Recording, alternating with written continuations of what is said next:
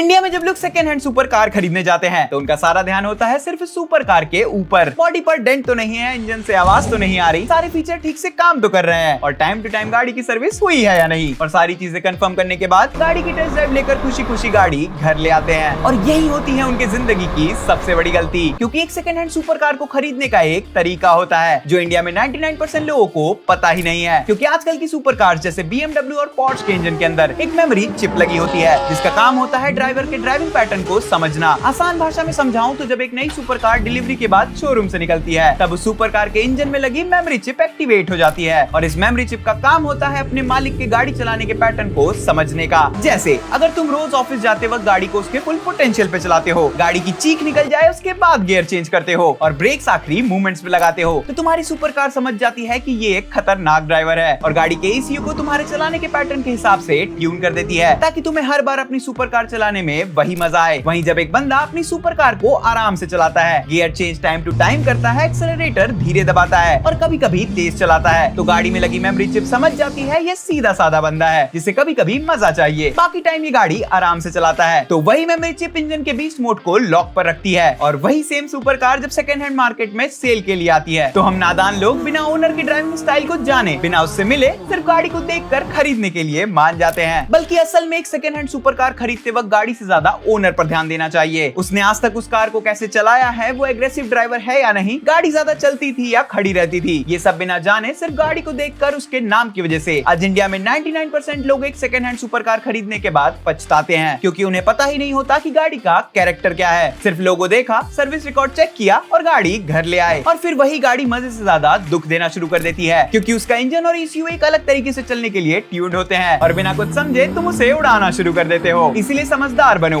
एक second hand super car को खरीदने का मन बनाने से पहले उसके ओनर को जानो, उस गाड़ी के बारे में समझो और अगर उस गाड़ी के ओनर के गाड़ी चलाने का पैटर्न तुमसे मैच करे तब जाके उस गाड़ी को खरीदो। सिर्फ ब्रांड देखकर गाड़ी खरीद लेना आज के टाइम की सबसे बड़ी बेवकूफियों में से एक है।